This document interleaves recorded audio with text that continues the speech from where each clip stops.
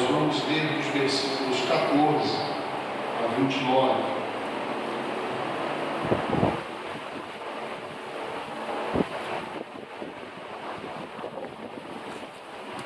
Evangelho de Marcos, capítulo 9, dos versículos 14 a 29, nós vamos meditar essa noite sobre a fé que liberta a nossa família do mal. A fé que liberta a nossa família do mal. Diz assim o texto, a partir do versículo 14: E quando se aproximou dos discípulos, viu ao redor deles grande multidão, e alguns escribas que disputavam com eles.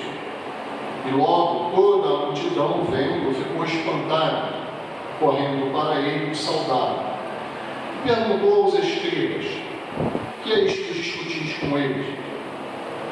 E um da multidão, respondendo, disse: Mestre, trouxe-te o meu filho, que tem um espírito mudo, e este, onde quer que o apanha, despedaça, e ele espuma, e range os dentes, e vai se secando. E eu disse aos teus discípulos que o expulsassem, e não puderam. E ele, respondendo, lhes disse: Ó geração incrédula, até quando estarei convosco? Até quando vos sofrerei ainda? Trazei-me. Então ao cego, e quando ele o viu, logo o espírito o agitou com violência, e caindo endemoniado por terra, revolvia-se espumando. E perguntou ao pai dele: quanto tempo há que te sucede isto? E ele disse: desde a infância. E muitas vezes o tenho lançado no fogo e na água para o destruir. Mas se tu podes fazer alguma coisa, tem compaixão de nós e ajuda-nos. E Jesus disse: se tu podes crer, tudo é possível ao que crê.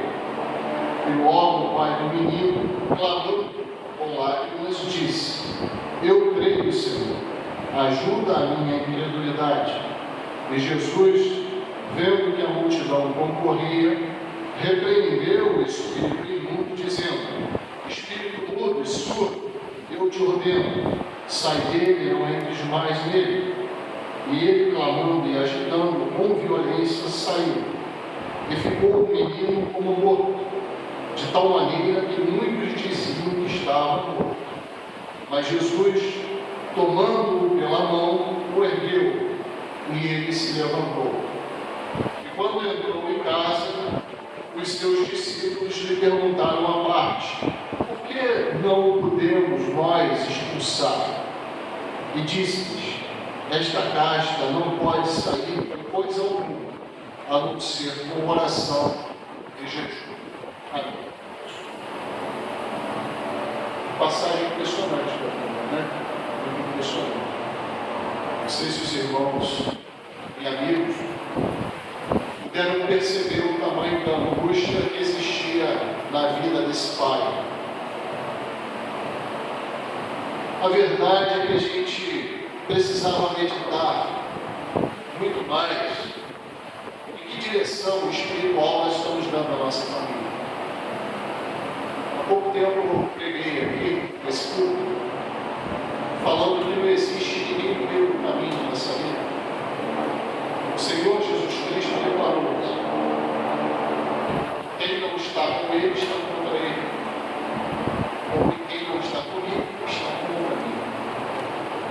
Quem comigo não ajunta, espalha.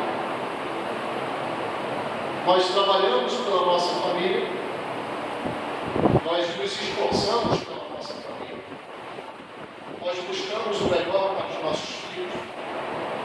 O que nós não tivemos com equilíbrio, nós procuramos dar a eles. Estudamos, trabalhamos mais, buscamos posições que nos dêem um recurso maior para poder cada vez mais investir na nossa família. Ou seja, nós passamos, irmãos e amigos, praticamente toda uma vida nos esforçando em prol da família. Isso é bom. Isso é bom. É justo. É honroso. Só que eu gostaria de meditar com os irmãos e amigos nessa noite sobre o que nós fazemos pela parte espiritual da nossa vida.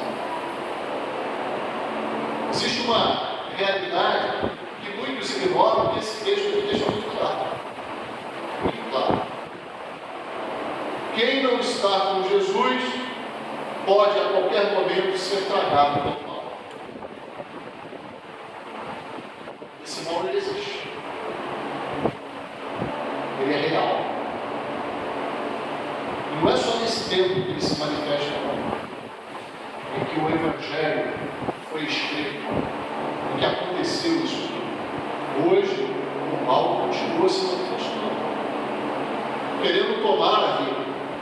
O inimigo das nossas almas deseja, com todas as suas forças, levar as nossas vidas para o inferno,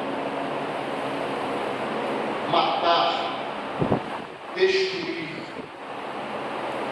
Esse relato aqui é impressionante. Não sei se vocês são pais que estão aqui, conseguem por algum momento se colocar no lugar desse homem. E é sobre a fé dele que nós vamos falar daqui a pouco. Esse relato aqui é terrível para uma família. Como uma família consegue viver em paz? Uma criança, provavelmente essa criança que tinha os seus 12, 13 anos, é chamado por Jesus de menino. Como uma família vive em paz, com o filho rangendo, rolando, se machucando, se jogando na água, no fogo? Como é isso? Como viver uma família em paz? Essa é a realidade de uma família comigo distanciada de Jesus. Alguém pode estar pensando assim, mas pastor, até agora isso não aconteceu comigo. Dê graças a Deus por isso. Dê graças a Deus por isso. Porque a qualquer momento pode acontecer. Esse mesmo mal que atuou há 2.000 anos atrás, na vida desse dia, ele continua atuando. Mas não se desespere. Porque o mesmo que salvou esse menino, ele continua salvando. Agora, de que forma que Jesus pode salvar esse menino? Vimos claramente que o pai tentou com os líderes religiosos, tentou até com os discípulos de Jesus e teve insucesso. Nenhum deles pôde ajudar. E eu já quero fazer a primeira pergunta para você essa noite. A quem você confia a alma dos seus filhos? A quem você confia o cuidado espiritual da sua família? Será que são pessoas tão incapacitadas como essa aqui? Certamente são. Certamente são. Porque o único que tem poder para fazer o que foi feito aqui é Jesus Cristo. Quando ele é chamado à parte, depois desse episódio, diz o texto, versículo 28, ele já estava em casa. E os discípulos, obviamente, eu faria a mesma coisa, né? Perguntando, mestre, por que nós não podemos expulsar? Jesus é muito objetivo quando ele fala assim, essa taxa, esse mal, esses demônios que estavam nesse menino, só saem através de oração e jejum. Por favor, ninguém pense que Jesus está ensinando os seus discípulos, antes de expulsar o demônio, de pararem de se alimentar. Isso não faz sentido. Né? Não faz o menor sentido. Tem uma pessoa clamando, uma criança clamando, e diz assim Jesus para os seus discípulos, olha, não salva ele agora não. Vai jejuar primeiro, deixa de comer, depois você volta aqui e tenha misericórdia dessa alma. Obviamente não é isso que Jesus está dizendo. Jesus está dizendo aqui o seguinte, você precisa orar, porque oração é confiança no poder de Deus. Ninguém tem poder sobre a face da terra para lidar com o mal, a não ser que seja capacitado pelo Onipotente. pelo Deus Todo-Poderoso, o poder vem dele. E oração é confiança nesse poder. E jejum aqui, irmãos e amigos, é um compadecimento profundo da alma. Tristeza. Se colocar no lugar daquele pai que estava clamando por socorro que ninguém poderia socorrer. É isso que Jesus está dizendo. Sejam empáticos. A palavra da moda, né?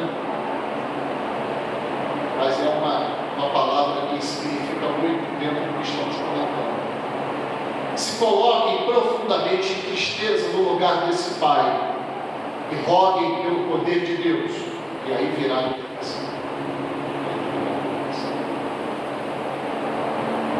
Esse pai teve uma fé que falta hoje em dia.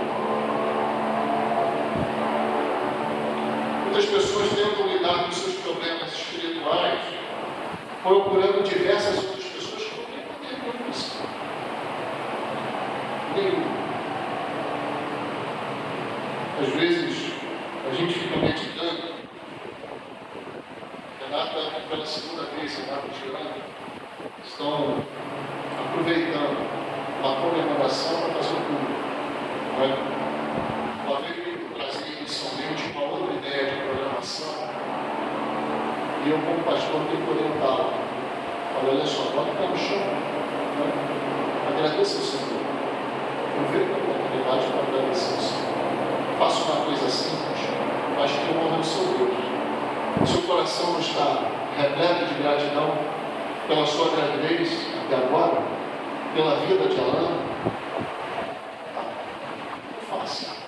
Você vai estar agradando o Senhor. Antes foi a revelação, não é? Se era menino ou menino. Talvez alguém possa pensar assim, ó, uma Renata está aproveitando ali o momento de estrutura da igreja. Não, não é isso. Eu sei que ela pensa, eu sei que o Jean pensa. É uma oportunidade para trazer os seus parentes para o culto ao Senhor, acima de todas as coisas, mas uma preocupação deles com a família. Desde já. Claro, nós estamos falando de uma menininha, 8 meses, completo, dentro da barriga. Bebezinho que não tem entendimento ainda. Mas como ela vai ter entendimento se os pais desde já não trabalharem por isso? E demonstrarem diante de Deus esse desejo de consagrar a família deles ao Senhor. Se eles não fizerem isso desde o início, Deus também vai deixar eles percorrer o caminho que quiserem. E não abençoa. Não abençoa. Estou citando o caso deles, mas poderia citar muitos outros. Nós nos esforçamos por realizar diversas coisas na nossa vida, inclusive com festividades e datas comemorativas como essa, nesse caso, mas nos esquecemos do principal: o quanto nós levamos essas datas a Deus, o quanto nós consagramos essas comemorações a Deus. Hoje de manhã a gente viu o café evangélico, ela não é circunstancial. A vida de Jó mostra isso. A fé evangélica, ela não pode depender de que está tudo bem na minha vida. Mas eu tenho que crer no meu Deus e servi-lo em qualquer circunstância. Seja na bonança, como era a vida de Jó inicialmente, seja perdendo tudo.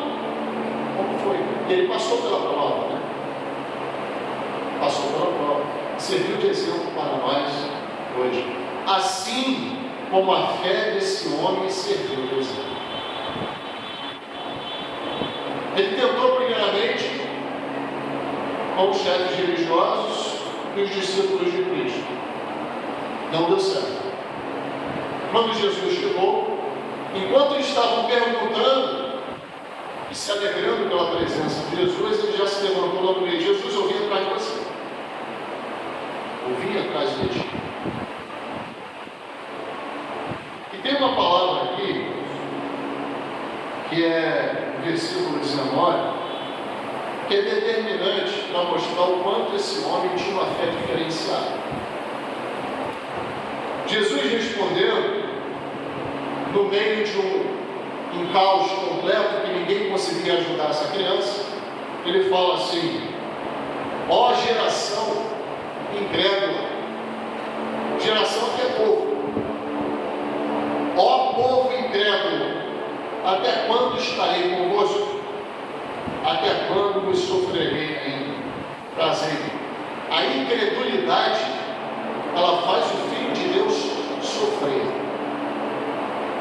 Mas sabe de uma coisa? Ele não sofre por ele mesmo, não. Ele sofre por você. Porque a sua incredulidade traz mal, destruição para a sua vida. E Jesus sabe que você poderia escolher diferente. Poderia escolher diferente. E esse homem escolheu diferente. E olha que coisa interessante. A gente procrastina uma porção de coisa na nossa vida, não é verdade? O que dá para empurrar com a barriga, nós empurramos. O brasileiro, então, diz que, né, é pior ainda. Não sei que eu não convivo com outros povos no mundo, mas dizem que o brasileiro é pior nesse sentido. Né? Empurra tudo. Imposto de renda deixa no final, né? Inscrição em alguma coisa deixa no final. Mas tem uma coisa que a gente deveria se preocupar e não empurrar, mas agir de imediato.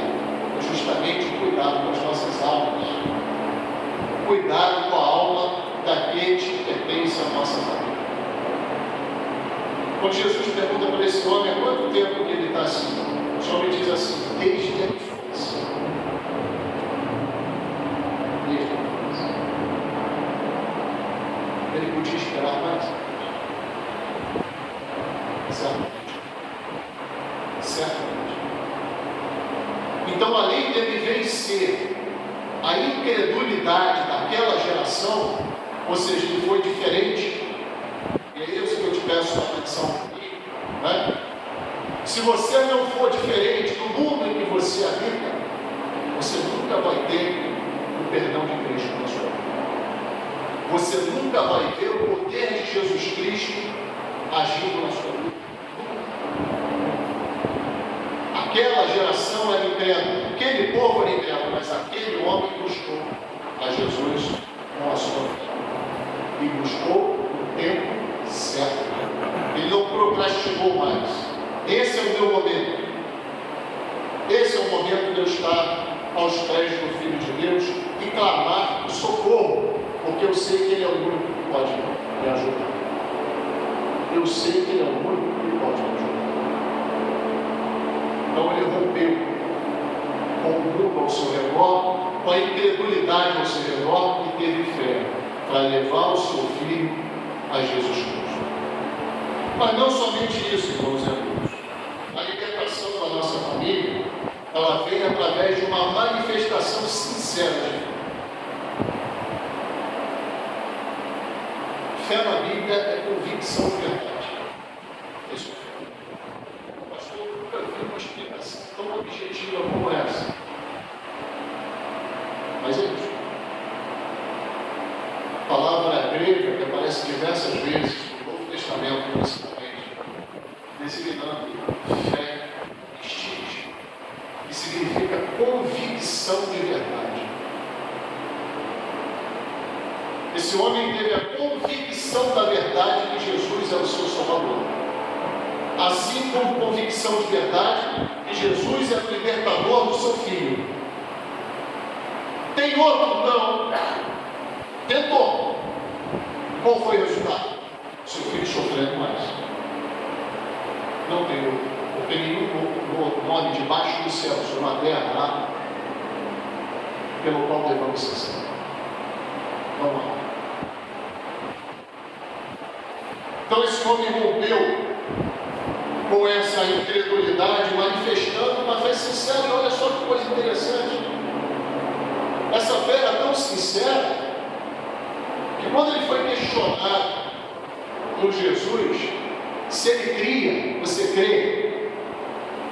Porque ao que crê, tudo é possível. Tudo é possível ao que crê. Crer significa fé com entrega. Aí eu tenho fé. Se você não sair do seu lugar e for em direção a Jesus, você não tem fé. Isso é só fé com entrega. Você crê, então você se entrega. E aí você vai ver a maravilha que eu vou fazer na sua vida. E é interessante, irmãos, que lá no versículo 24, em resposta a essa afirmação do Senhor Jesus, diz assim: e logo o pai do menino, clamando com lágrimas, disse: eu creio, Senhor, ajuda a minha incredulidade. Certamente você não sabe o que Jesus vai fazer na sua vida.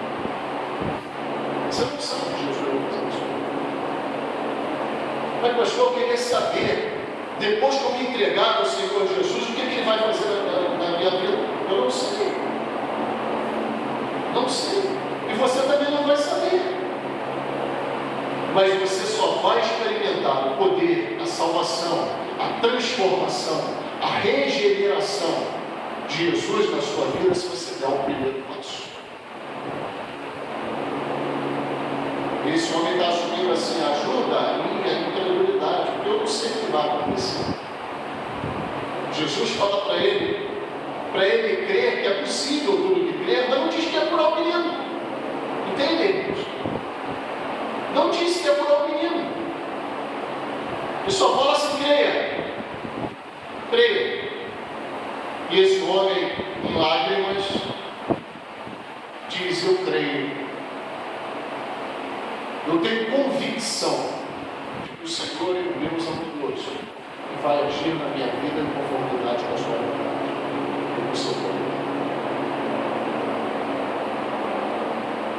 Automaticamente, pode experimentar nos versículos seguintes a cura do filho. Diz assim no 25: e Jesus, vendo que a multidão concorria, repreendeu o espírito imundo, dizendo: espírito imundo e surdo, eu te ordeno, sai dele e não entres mais nele.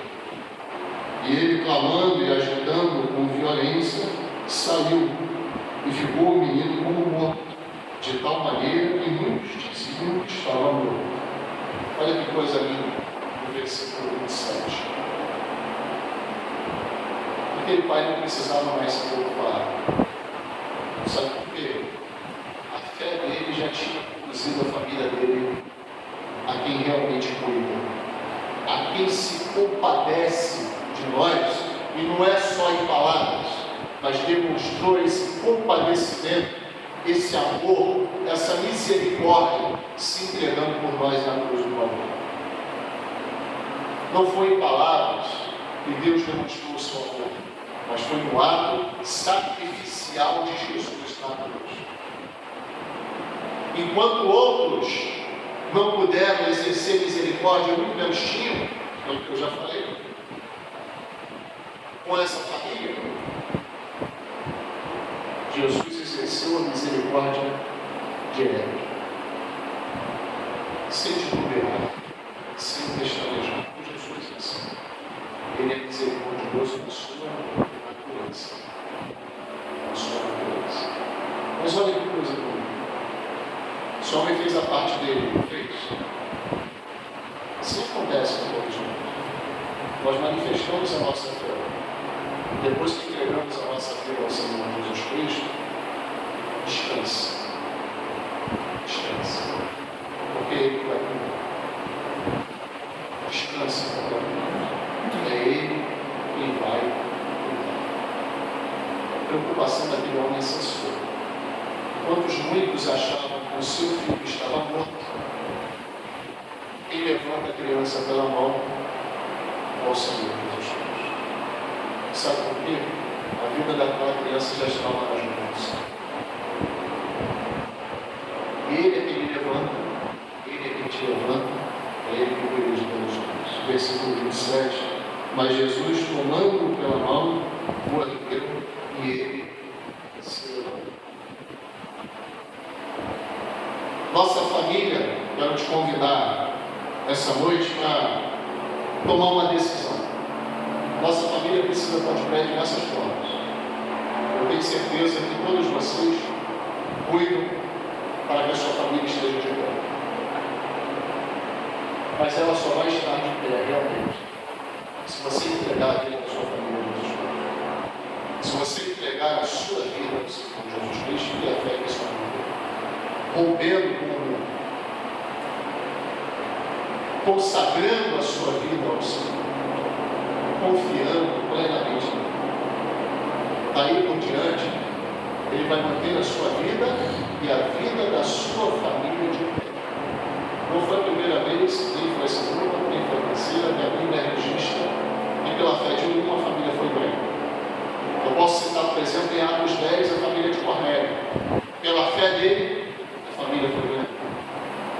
Em Atos também o episódio do carcereiro de Filipos, que precisava da salvação do Senhor Jesus Cristo, e crendo no Senhor Jesus Cristo, a sua família também foi salva. Isso pode acontecer ainda hoje. Eu te convido essa noite a se preocupar com a sua alma e a alma da sua família.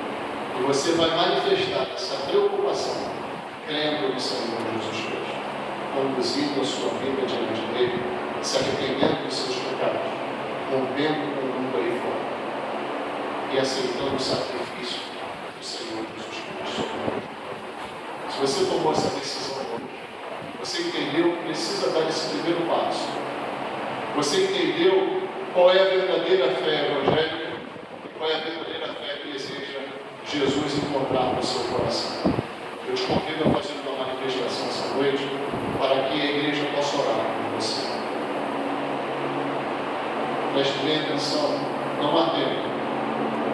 Nós acabamos de ler uma criança sendo vilipendiada pelo mal. Não há tempo a perder.